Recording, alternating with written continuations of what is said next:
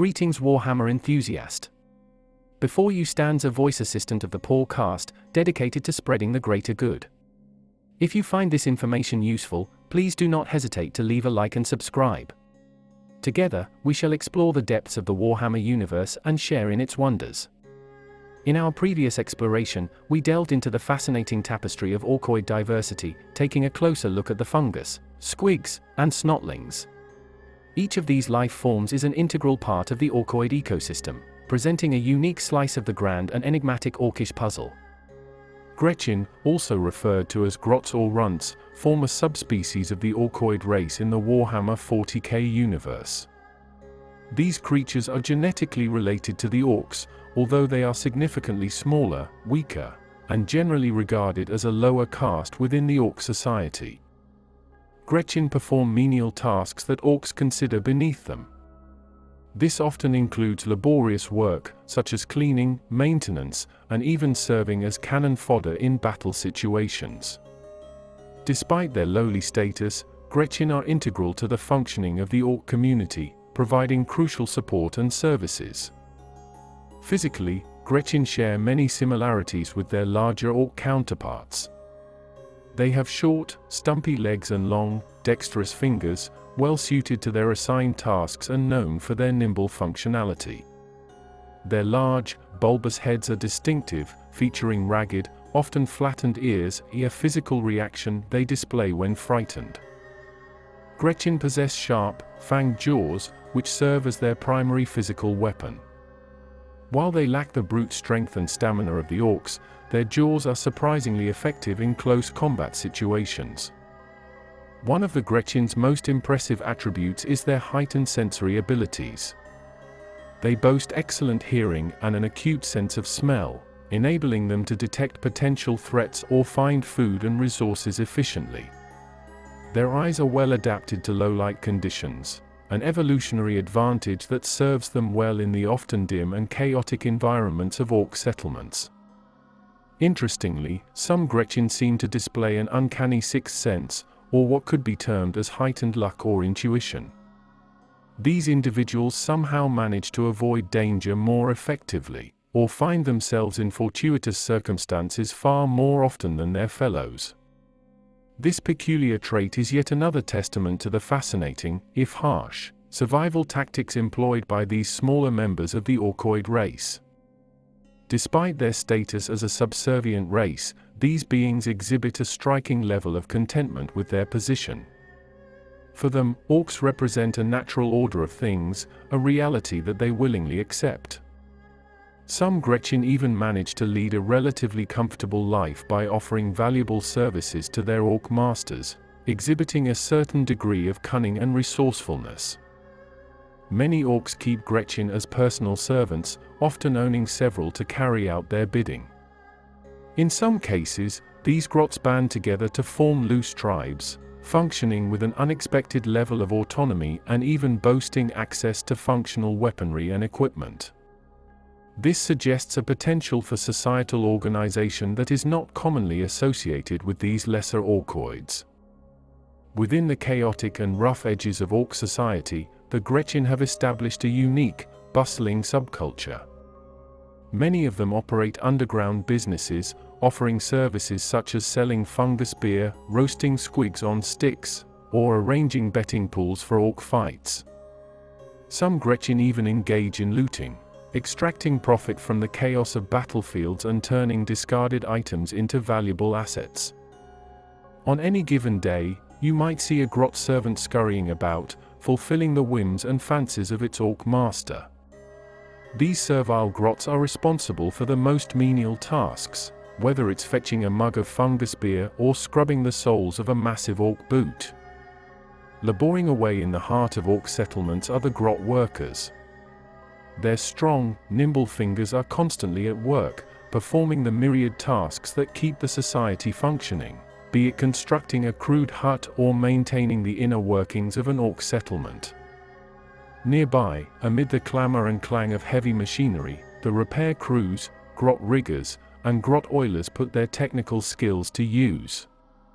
They scuttle around massive orc contraptions, their intuitive understanding of mechanics guiding them as they rig, oil, and mend, keeping the often chaotic Ork machinery up and running. In the makeshift medical quarters, grot orderlies are busy at work. Under the dubious care of an Ork painboy, they perform an array of tasks from transporting injured Orks to helping with rudimentary medical procedures, often with an unnerving level of enthusiasm. The ammo grots are stationed where the action is the loudest. Amid flying shrapnel and raucous gunfire, they expertly handle and distribute the ammunition, ensuring that the Ork weaponry never falls silent. Some grots find themselves in the role of styboys, nurturing the diverse range of squigs that the Ork society harbors for various purposes. Then, there are the grot captains and the grot freebooters captains, the leaders among the Gretchin. These individuals are a breed apart, the boldest and most cunning among their kin, often helming Gretchin crews and sometimes even commanding the begrudging respect of Orks. In the shadowy corners of the Ork camps, the Orablegits earn their moniker, assigned to the most arduous and nasty jobs that even the Orks would balk at.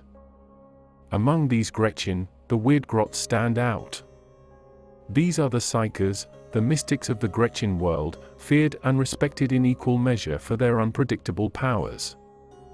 Lastly, sneaking along the edges of Orkoid society, you'll find the commando grots or distraction grots. These stealthy individuals are valued assets during covert operations, their uncanny ability to cause distractions proving crucial in many an Ork skirmish.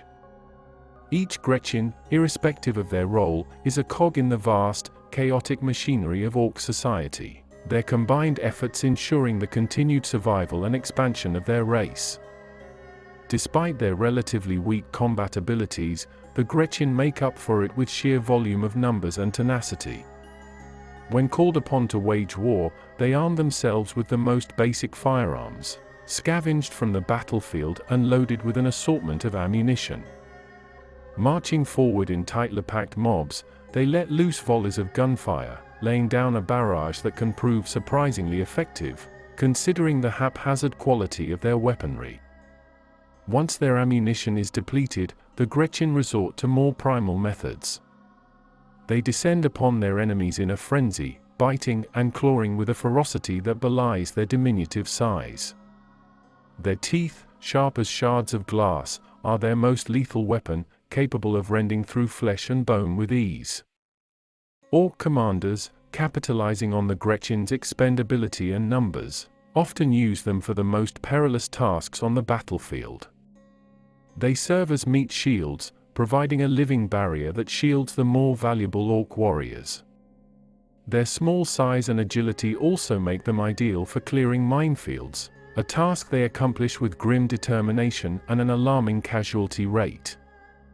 The fortunate among them find themselves assigned to crew the big guns, the massive artillery pieces that form the backbone of Ork firepower. Despite the relative safety compared to being on the front lines, the role of a big gun's crew member comes with its own hazards, from the constant risk of electrocution and dismemberment to the near-certain deafness caused by the unending cacophony of gunfire. Some Gretchin find themselves piloting killer Khans, scaled-down versions of deaf dreads designed to accommodate Gretchin crews.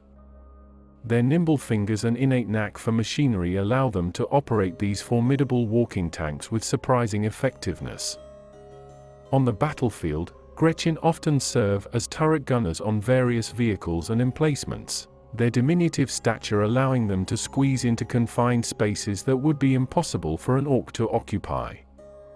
They also serve as ammo runts, trailing after Ork warlords and flash gits, ensuring their masters' guns never run dry. Among the Ork ranks, a specialized caste known as Runthards keep the Gretchin in check. These burly Orks are often armed with grabber sticks and accompanied by squighounds, their menacing presence enough to deter most Gretchin from fleeing.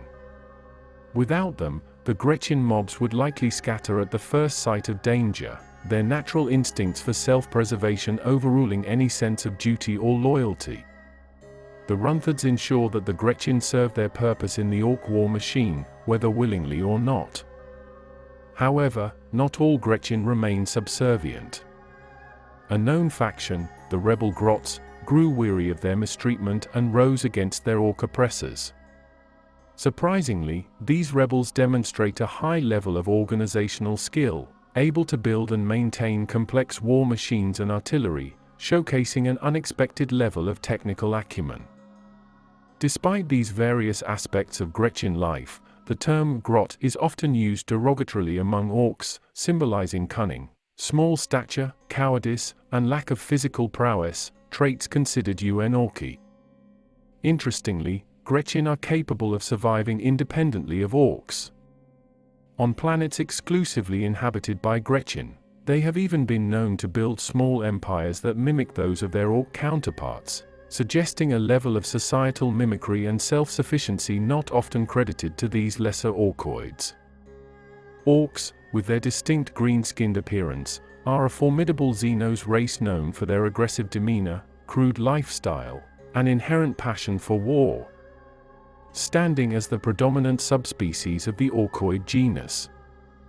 Despite their crude societal structures and aggressive behaviors, Orks could be considered the most successful species in the galaxy, due to their sheer numbers. They are believed to outnumber all other races, possibly even the combined population of every other species. Their high population is likely attributed to their unique fungal reproduction system, which allows them to rapidly populate new environments. The Orks' overwhelming numbers, however, do not translate into unified strength or cohesive civilization. This is largely due to their inherent infighting and internal power struggles. The entire Ork race is scattered into hundreds of fragmented empires, tribes, and clans, each constantly warring among themselves in a ceaseless quest for dominance. Their society is based on strength and combat prowess, where the strongest Ork, usually the biggest one, rises to the position of war boss and leads his mob in battle. Their intertribal skirmishes are as frequent and devastating as the wars they wage against other races. This constant conflict serves a dual purpose. It keeps their population in check, preventing them from completely overwhelming the galaxy, and it also maintains their fighting skills, keeping them always ready for battle. Orks, intriguingly, exhibit an indefinite growth pattern which continues throughout their lifespan. This phenomenon is most evident in the most victorious and successful members of their species. As an Ork survives battles, claims victories, and amasses trophies, it begins to command the respect and admiration of its fellow Orks. This recognition triggers a transformative process in the Ork, akin to the phase of adolescence in human males. This transformative phase is characterized by an increase in muscle mass, amplified aggression, and a more assertive demeanor. The Ork starts asserting its newfound power and dominance over others, often leading to challenges and duels. Victory in these combats is a critical step for an Ork to elevate its status to that of a Nob, a leader of Orks who is distinguishably larger, stronger, and tougher than the average Ork boys. It's crucial to note that once an Ork starts this growth process, it will typically continue to grow larger and stronger, until it is overpowered by another Ork who is either more massive or more cunning. Consequently, war bosses and warlords, the rulers of vast lands and empires, are immense Orks. Their size and strength are testament to their victorious track record and their ability to maintain their dominance. This unique aspect of Ork biology serves as a physical manifestation of their societal structures, where might equals right. The more an Ork can fight and win, the bigger and stronger it becomes, which in turn makes it more likely to win future fights. It's a self-reinforcing cycle that ensures the strongest and most cunning Orks rise to positions of leadership. At the heart of Ork Kultur is a fervor for combat and the pursuit of increasingly powerful or entertaining adversaries. Orks are relentless in their search for a fight, willing to clash with their own kin if no other opponent is available. That being said, they have a distinct aversion to fighting against machines, finding them devoid of the satisfying feel or visceral experience that comes with battling living foes. An Ork's size, respect, and authority are all tied to the frequency and success of their fights. Provided with ample enemies and victories, an orc can grow to staggering proportions. The beast, for instance, is believed to have reached a size comparable to that of an imperial knight. Another notable aspect of orc behavior is their short attention span and near-total lack of patience. They don't need sleep, but they will resort to it if there are no other engaging activities available. However, if even sleep becomes too monotonous, and there's no dominant orc boss to maintain order, orc society can quickly descend into chaos, leading to rampant self-destructive violence. Emotional concepts, particularly love, are alien to the orcs. They find human expressions of affection puzzling. However, they do experience a form of euphoria during combat, which they might associate with both love and hate. The psychology of the Orkoid species diverges significantly from that of humans, to the extent that they can simultaneously hold two conflicting beliefs to be true. This dichotomy is a unique facet of orc consciousness that further sets them apart from other races in the galaxy. One of the most remarkable aspects of orc physiology and culture lies in their innate technical knowledge, an inherent understanding that appears to be hardwired into their very biology. This knowledge manifests particularly within a caste known as the Mech Boys, orcs specialized in engineering and mechanics.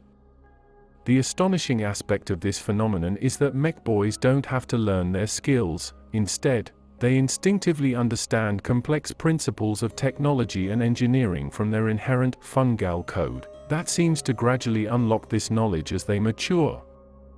This natural comprehension extends beyond technology to encompass various elements of social and tactical organization, contributing to the orc's ability to rapidly establish intricate social structures, at least as intricate as orc societies can be. This inherent knowledge effectively bypasses the need for traditional teaching or training methods, resulting in orcs that are combat-ready as soon as they reach maturity. This attribute represents an immense advantage in their continuous efforts to wage war, offering them a level of operational readiness that few other races can match. During the War of the Beast, Mago's Elden Orkoids conducted several autopsies on orc corpses on the planet Ardamantua. His analysis revealed that the region of the orc brain typically associated with problem-solving, equivalent to the frontal lobes in humans and many other sentient species, was located in a more basal, earlier evolved portion of the orc brain. This discovery suggests that the orc's propensity for problem-solving is not merely a cultural trait, but an innate and primal ability deeply ingrained in their physiology. It seems that despite their outward savagery, all orcs possess an inherent knack for understanding and overcoming various obstacles, from tactical challenges on the battlefield to complex mechanical conundrums, further illustrating the surprising complexity beneath their brutish exterior. In the realm of the spiritual, orcs pay homage to two deities, Gork and Morg, both embodying the quintessentially orcish ethos of aggression and cunning. Gork, recognized as the god of cunning brutality, is characterized by his slyness in dealing brutally unexpected blows to his foes, while Morg, the god of brutal cunning, distinguishes himself by the sheer force he deploys in his attacks, the sort of force that hits you hard when you least expect it. However, it's worth noting that the subtle distinction between the two often eludes orcs, leading to heated debates and fights as they struggle to recall which god embodies which characteristic. Regardless, both gods are revered and invoked as embodiments of the quintessential orc spirit. Notably, there's no formal priesthood within the orc society. Nonetheless, the famed Goth warlord Ghazghkull Mag Uruk Thraka stands out as an exception. Claimed to be a prophet of Gork and Morg, Ghazghkull has asserted that he receives visions from the gods, enhancing his status and influence among the orcs. Orcs also adhere to the belief in an afterlife, a concept referred to as the Great Green. It is envisioned as a realm where orc souls reside after death, waiting for reincarnation. The prospect of rebirth is contingent on the favor of the gods. Those who please Gork and Morg are rewarded with a new life. This belief is reinforced by stories of individuals like the Grot Makari, who has purportedly been reborn multiple times, strengthening the Orks' faith in their gods and the promise of the Great Green. The very essence of Ork behavior is governed by a phenomenon they themselves call the Waaagh. This term refers to a collective psychic field generated by all Orks, affecting their psyche and enabling them to instinctively recognize the dominant, or bigger, Ork who's in charge. This field intensifies when Orks are enjoying themselves, often during bouts of conflict and fighting. This psychic force not only propels the momentum of Ork actions but also provides the name for their planet-devastating campaigns, also called Waaagh. These Waaagh campaigns resemble a blend of holy crusade, pub crawl, and genocidal rampage. Attracted to the dominant power of a warlord, an Ork leader who's larger and more intelligent than his peers, thousands of Orks amass and embark on a journey to find and engage any available enemy. These destructive waves of Orkish Waaagh obliterate whole planetary systems and decimate armies and fleets in their path, driven by a tidal wave of bloodlust and carnage. Only when every accessible enemy has been defeated do the Orks begin to turn on each other once again. The Adeptus Mechanicus has postulated that the collective psychic field, or Gestalt, may have telekinetic effects, enabling the seemingly improbable functionality of Ork technology. This hypothesis, however, has been largely discredited, even by the Imperium itself. This theory likely originated from the Imperial belief in a machine spirit, an entity thought to inhabit all technology, serving humanity's needs. If such a concept were accurate, Ork machines, lacking a machine spirit, should not operate, requiring some form of psychic influence to explain their often devastating effectiveness. However, Jenner Lucas Anzian noted that many weapons constructed by Orks do not function unless wielded by an Orkoid. This observation supports the notion that the reason Red Ork vehicles move faster is simply because Orks believe they should. Reports from Imperial Guard units utilizing captured Ork equipment, such as during the First Siege of Perlia, confirm that Orkish technology, while seemingly crude and unreliable, is nevertheless functional. Ork technology is an astonishing paradox, embodying the eccentric nature of its creators. It is a manifestation of their unrefined genius, their brutish creativity, and their lack of concern for the conventional. It may seem slapdash and haphazard to an outsider, but don't be fooled. Ork technology is as deadly and efficient as any weaponry found within the vast expanse of the Imperium. The conception of Ork technology is a never-ending frenzy of impulsive experimentation and reckless competition. Ork mechboys, the inventive craftsmen of their species, continuously strive to outshine their peers, their ambitions unhindered by any semblance of caution or consideration for safety. They vie to build the largest gargant, the most formidable gun, or the swiftest war buggy. This fierce rivalry breeds innovation, but it also ensures that Ork technology is anything but uniform. Warbands of Orks appear patchwork, a motley array of misfit contraptions and mismatched parts, each a testament to the bizarre genius of their mechboy. The mechboys themselves are virtuosos in their own right, masters of force fields potent enough to shield against the most grievous of damages. They exhibit an uncanny knack for battlefield improvisation, their adept hands capable of salvaging and restoring the most battered of wrecks. Countless Ork vehicles, once considered destroyed, have been resurrected by these mechboys, their structures reassembled, maybe even repainted, before being thrust back into the fray. The Orks themselves, being of tough, resilient stock, tolerate crude bionic enhancements and transplants without complaint, exhibiting an astonishing capacity for resilience and adaptation. The Painboys, Ork doctors with a level of medical proficiency as erratic as the technology, frequently perform these procedures, which often seem more like medical mischief than actual treatment. A striking attribute of Ork technology is its inherent unreliability, especially for non-Orks. To others, it often appears non-functional, even absurd, as if defying the principles of science itself.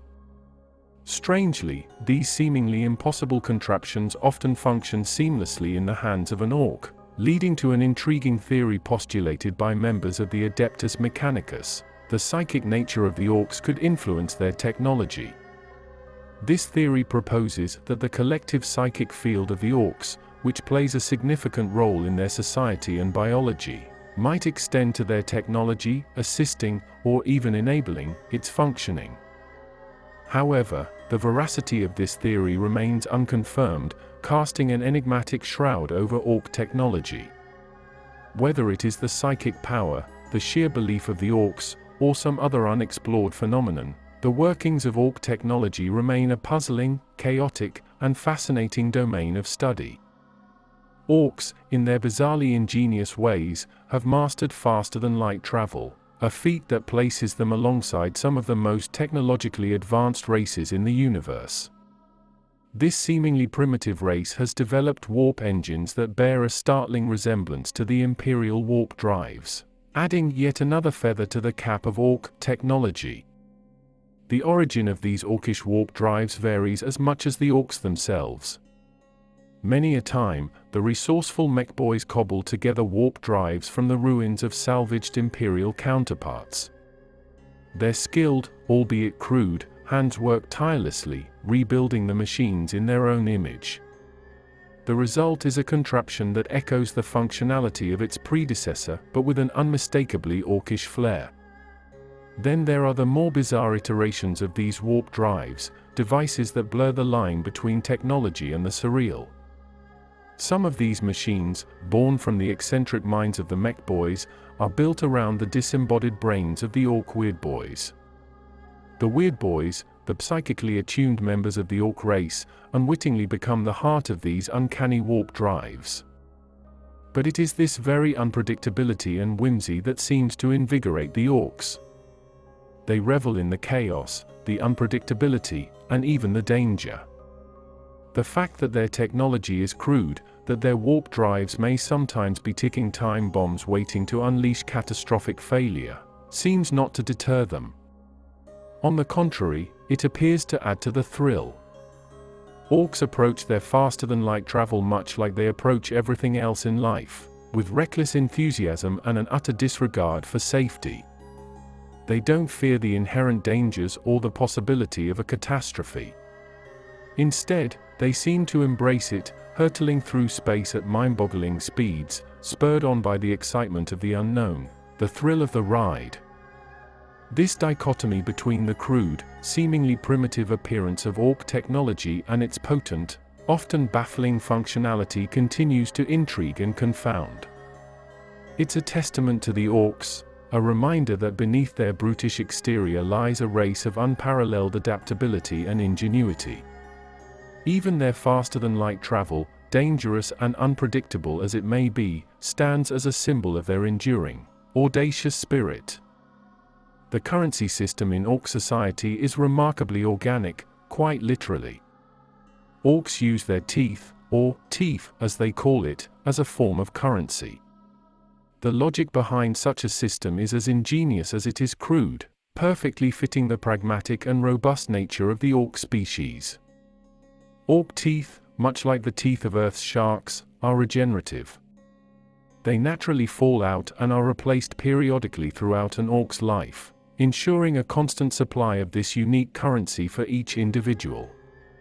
This biological cycle of loss and regrowth inadvertently creates a highly efficient and self-regulating economic system among the orcs, as the teeth degrade over time, preventing excessive accumulation and hoarding.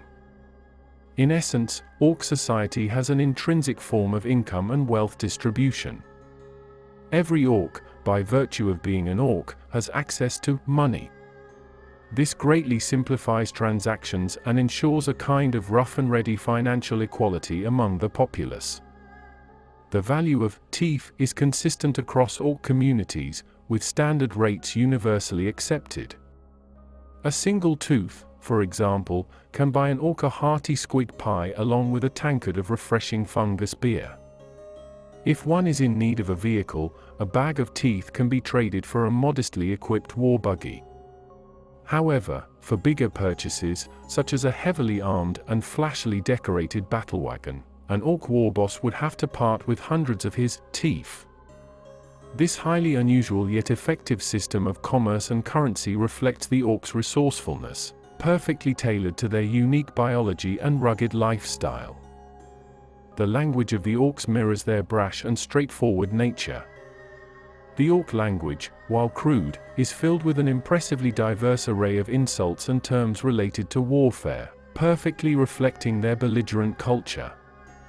The language comprises numerous dialects, varying from one Ork clan to another and even from one world to another. These dialects continually evolve as Orks travel across the galaxy, interact with various species, and assimilate words from their languages. Similar to their penchant for looting material goods from other races, Orks have a fondness for appropriating useful words and phrases.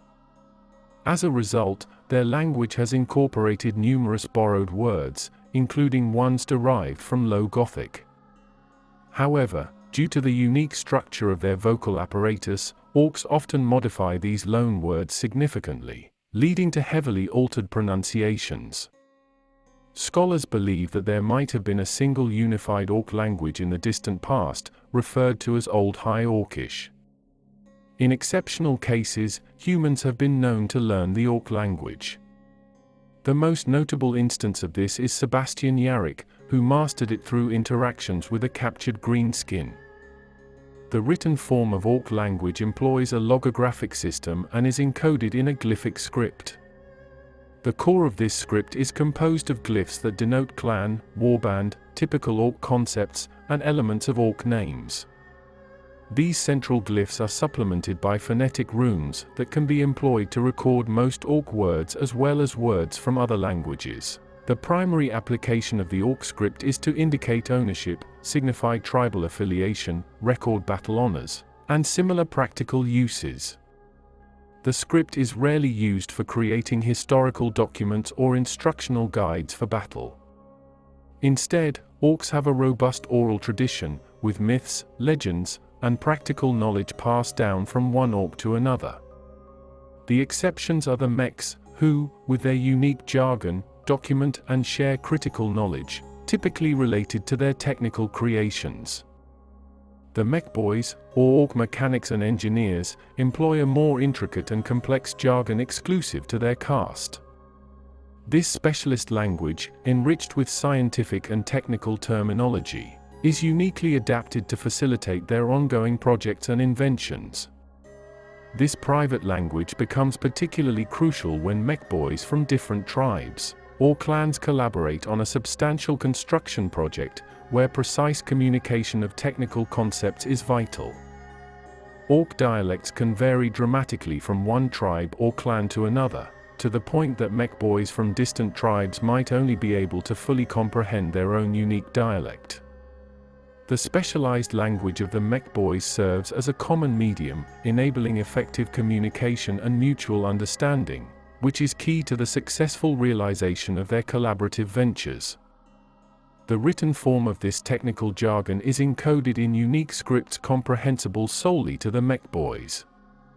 This exclusivity ensures that the knowledge and technical information are safely preserved within their caste, enabling the transfer of critical data from one mech boy to another without the risk of misunderstanding or misinterpretation by other Orks.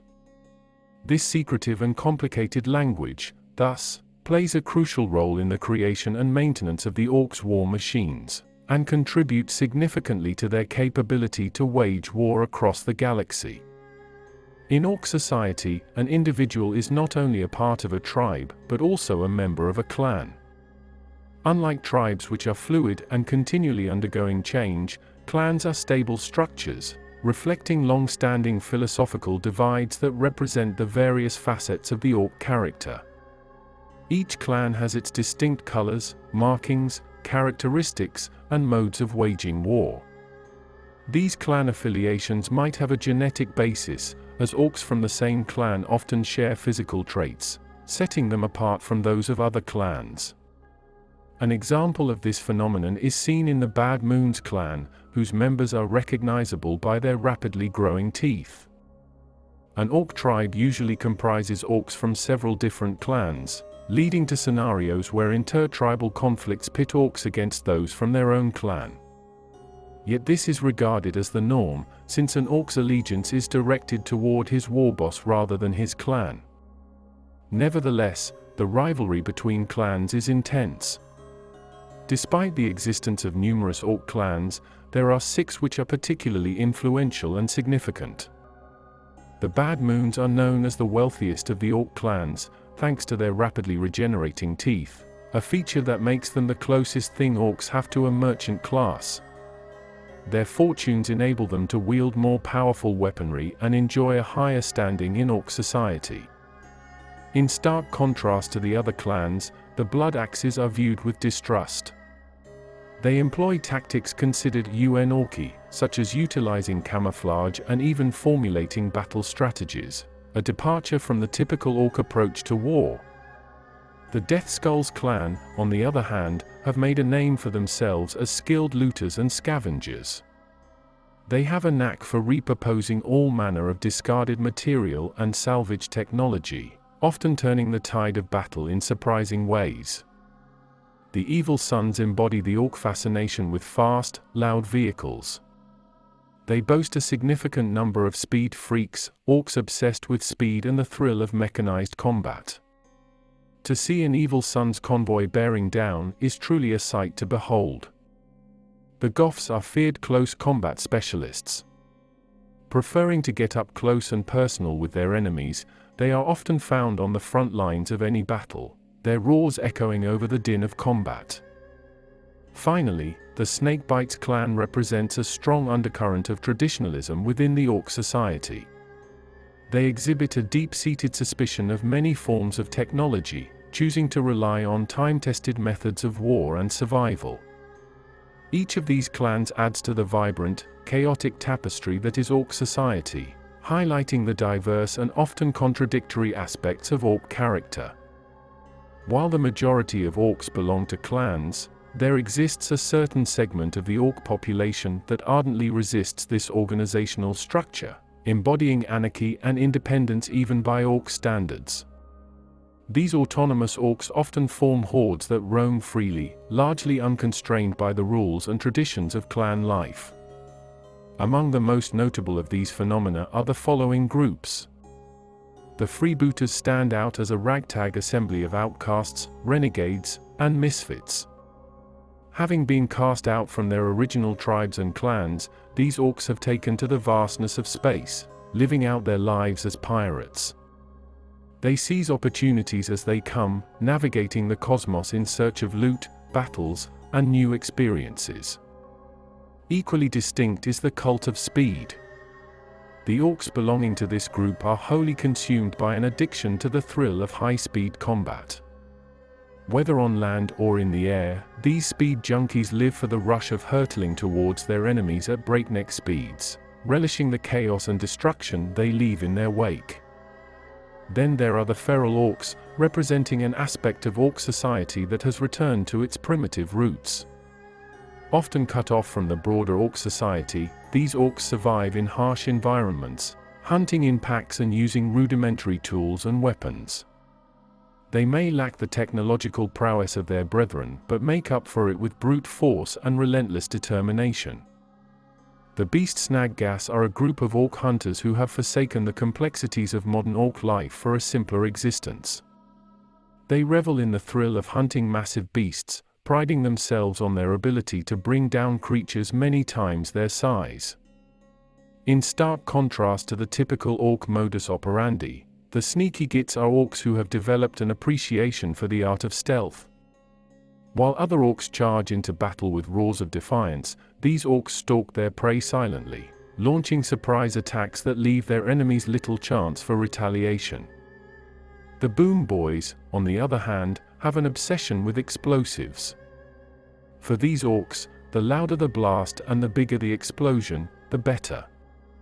They delight in the spectacle of destruction, often putting themselves in harm's way to witness their handiwork up close.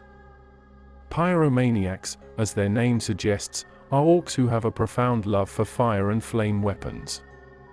They enjoy setting the battlefield ablaze, causing mayhem and chaos with their flaming arsenal, and watching as their enemies are consumed by fiery infernos.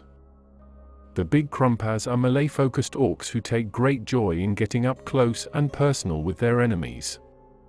They prefer to use powerful melee weapons like power claws, relishing the feel of rending armor and shattering bone. Finally, there are the truck boys, orcs who are obsessed with their vehicles. For these orcs, their vehicles are not just tools for getting around, they are a status symbol, a weapon, and a home rolled into one. The roar of their engines is their battle cry, and the thundering charge of their trucks is the last thing many of their enemies ever hear. The orcs, known for their strength, robustness, and pugnacious tendencies, were genetically engineered to embody these traits. They are fundamentally primitive, often forming the vast majority of warriors in their respective communities. However, their gatherings are also characterized by a caste known as the Odd Boys, a group of orcs with a genetically ingrained predisposition towards certain skills and professions. Intriguingly, it seems their creators managed to encode knowledge regarding the construction and maintenance of technology directly into their genetic makeup. This unique coding is exemplified in the Mech Boys, who innately understand complex mechanical principles without requiring formal education or training. The largest standard unit of orc social organization is the tribe, typically a large horde comprising numerous warbands, all under the command of a war boss or warlord. The structure within these groups is by no means stable. Orc tribes are in a state of perpetual flux, constantly expanding, conquering other tribes, or being conquered themselves. A step below the tribe is the warband, a smaller social entity usually under the leadership of a war boss. Multiple warbands often amalgamate to form a tribe, headed by the most formidable war boss. These warbands are further divided into various mobs. These are smaller groups of orcs who band together for social reasons and combat purposes, often categorized by their favored combat style.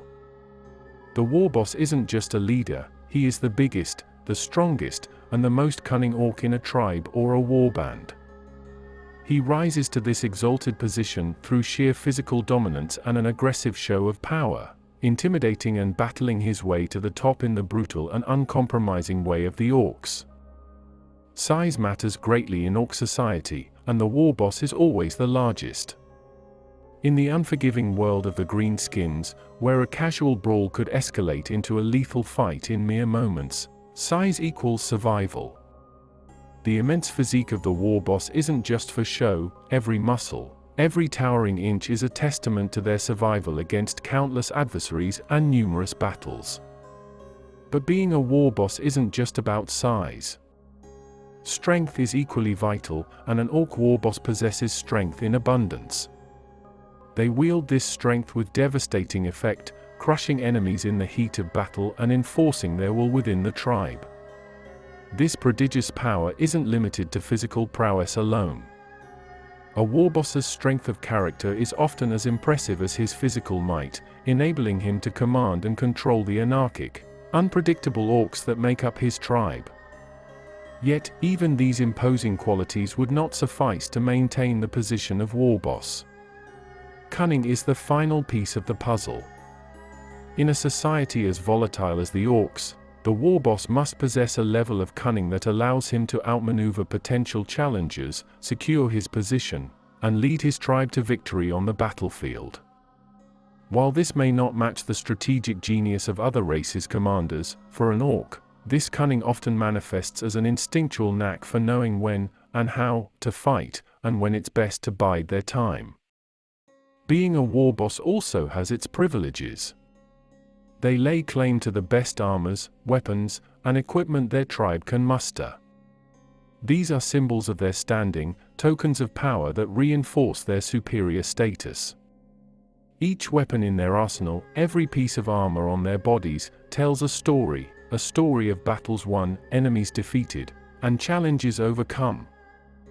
In some cases, a particularly powerful war boss may evolve into a warlord, a title that signifies even greater power and influence. Though, in typical Ork fashion, they can choose whatever title they fancy, reflecting their unique personality or reputation. Therefore, the war boss isn't just a leader among Orks. He is the personification of the primal and brutal spirit of his race, standing at the top of a society that respects strength, reveres size, and prizes cunning. Through him, the warlike nature of the Orks finds its most compelling expression, setting the tone for his warband's relentless pursuit of battle and conquest. In the thronging, boisterous mass of Ork society, certain individuals stand out for their unique abilities. These individuals, known as the Odd Boys, occupy specific roles within the Ork society, each possessing an innate talent for their chosen profession. It's believed that this specialization is embedded into their very DNA, allowing them to perform tasks most Orks can't. Among the Odd Boys, the Mech Boys, also known as Mechaniacs or Mechs, play a pivotal role. These Orks are the mechanics and inventors of the Ork society. They're responsible for building and maintaining the machines and vehicles that enable the Orks' relentless pursuit of war. A Mech Boy is naturally drawn to machinery, and can intuitively grasp the mechanics of complex devices, often to an extent that seems supernatural to the uninitiated. With a talent for jury-rigging and an inexplicable understanding of how to make things work, Mech Boys manage to create surprisingly effective, if often hazardous, machines and weapons from seemingly incompatible parts. It is the Mech Boys who fuel the Orks' love for loud and destructive machinery, building everything from the rudimentary slug gas and chopper to the gigantic gargants. Next are the Pain Boys, also referred to as Mad Docs or simply Docs. While human standards of medical practice might view their methods as crude, they bear a certain resemblance to 19th century surgical practices, albeit in a uniquely Ork style. The Pain Boys, much like surgeons, play an essential role within the Ork tribe by managing to keep these resilient beings in fighting shape, despite the brutality of the procedures they perform. They patch up injured Orks, stitch wounds, replace missing limbs with mechanical ones, and even perform complex procedures like brain surgery, with variable results. The Pain Boys' grasp of medical science seems instinctual, and their techniques, while unconventional, often achieve the desired outcome. Ork biology is extraordinarily robust, which allows Pain Boys to conduct procedures that would be deemed fatal for many other species. Notably, Orks can survive decapitation and have their heads reattached to different bodies, a testament to their rugged physiology and the Pain Boys' inexplicable surgical skills. The Pain Boys are notorious for their improvisational approach to medicine, often using whatever tools and materials are available to fix, improve, or augment the Ork bodies. This can include drastic measures like drilling and screwing foreign objects into the Ork, an action the Ork usually survives thanks to their exceptional toughness. This improvised medical practice often results in the appearance of large screws protruding from arms and bones, a sight as bewildering as it is terrifying. The resilience of Ork physiology is further emphasized when they receive upgrades through bionic implants. These augmentations, while seemingly harsh and invasive, are typically non-fatal for Orks, further showcasing their extraordinary ability to withstand physical trauma. While the Pain Boys' methods may seem barbaric and unsophisticated by more advanced races' standards, their practices reflect the Orks' rugged resilience and their resourceful, if brutal, approach to survival. Their methods, though crude, are undeniably effective in maintaining the war-waging capabilities of the Ork tribes. Among the Odd Boys, the Weird Boys are probably the most aptly named. They are Orks with potent psychic abilities, making them extremely rare and precious in Ork society. Weird Boys act as conduits for the psychic energy generated by Orks, especially in times of war.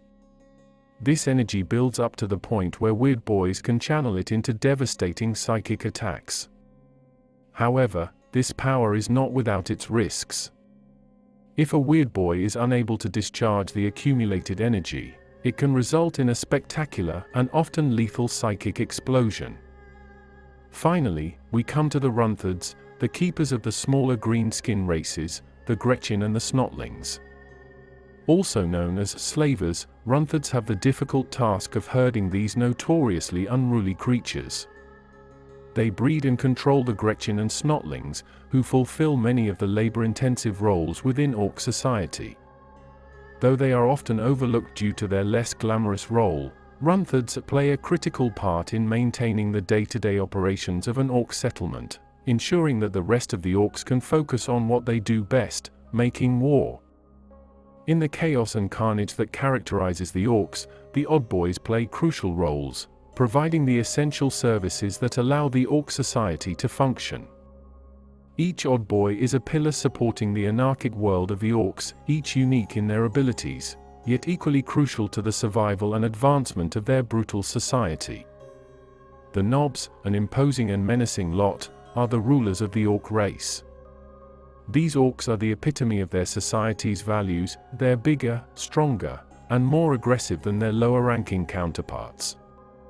The Nobs are the elite, wielding power both on and off the battlefield. Unlike other Orks, they get the privilege to access the best equipment, weapons, and armor available, ensuring they are always the most intimidating presence on the battlefield. Among the Nobs, the Mega Nobs are the most formidable. They are encased in Mega Armor, a hulking suit of heavily-plated scrap that turns an already powerful Nob into a walking, shooting, shouting tank. This armor offers immense protection and significant firepower, making a Mega Nob both an excellent shield and a devastating weapon. On the battlefield, Mega Nobs stride through gunfire and crush enemies under their weight, essentially embodying the Ork ideals of power and domination. Then there are the Flash Gits, the most ostentatious of all the Nobs. Equipped with the most exotic and expensive ranged weapons available in the Ork arsenal, these Nobs are a sight to behold. Their weapons, aptly named snazguns, are custom-built and usually adorned with enough gaudy decorations to make them the envy of every Ork within a 5-mile radius. These Nobs believe that a loud gun and shiny armor are the best ways to show off their status and wealth.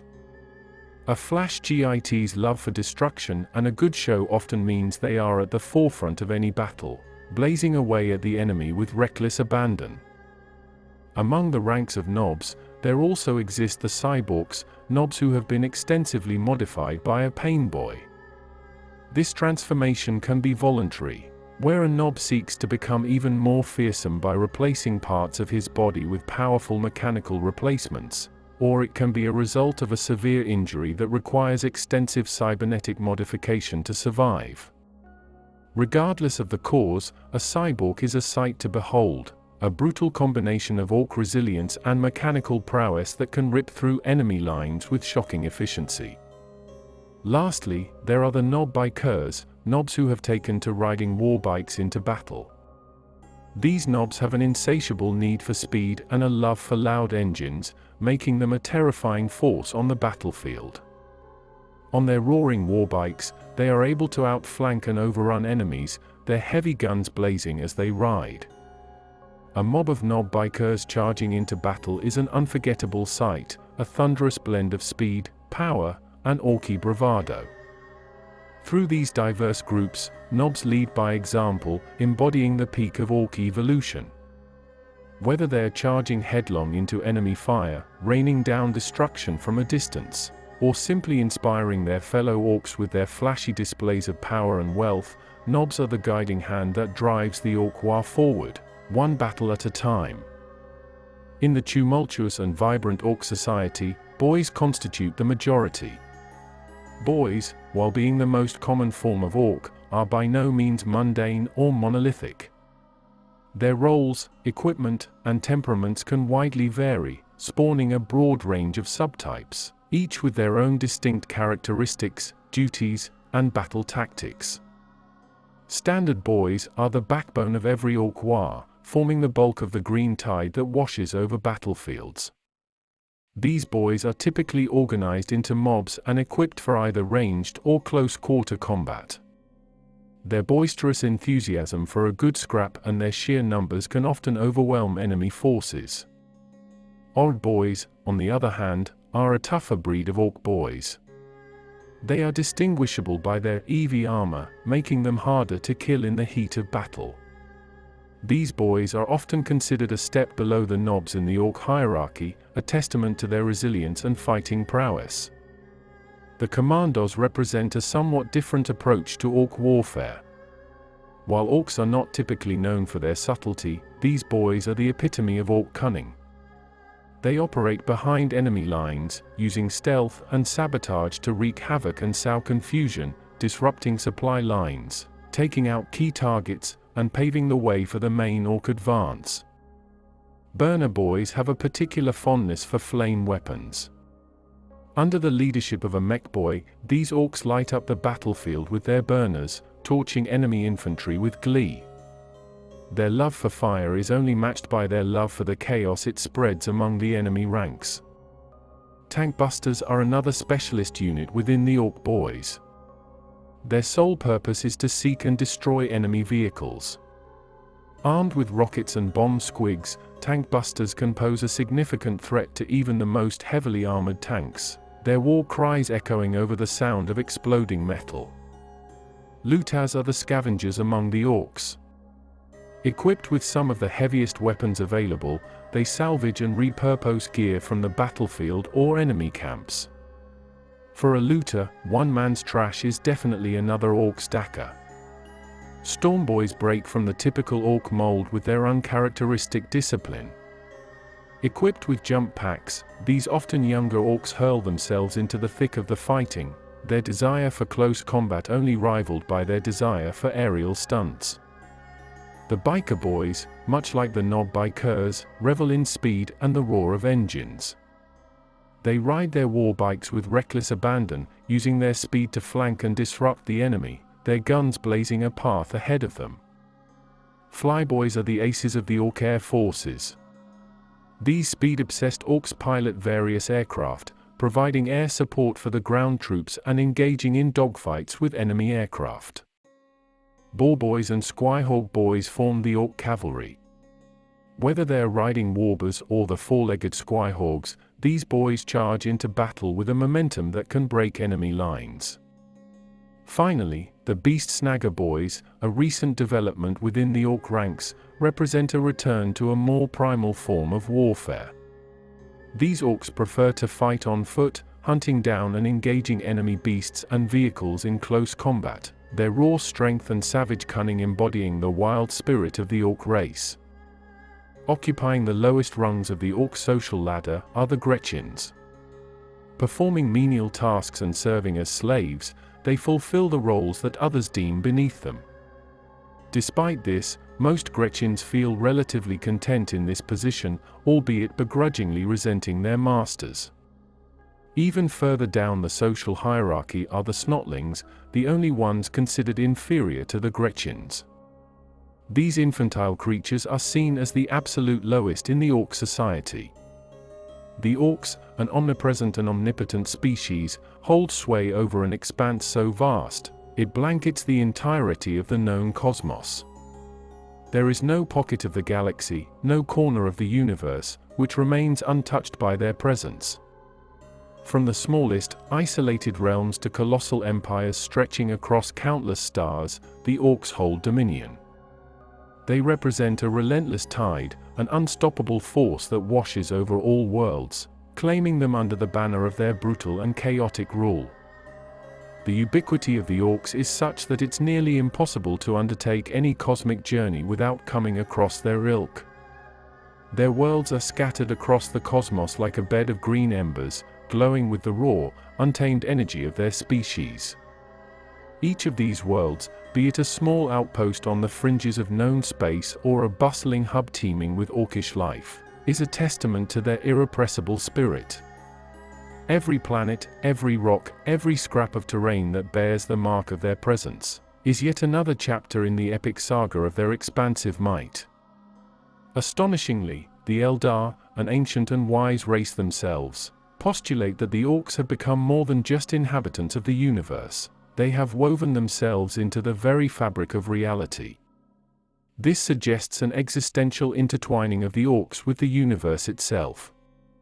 The Orks, it appears, are not just in the universe, but they are of the universe. They're as fundamental and inevitable as the stars that light up the cosmos, or the black holes that shroud it in mystery. The universe is not just home to the Orks, it is the Orks.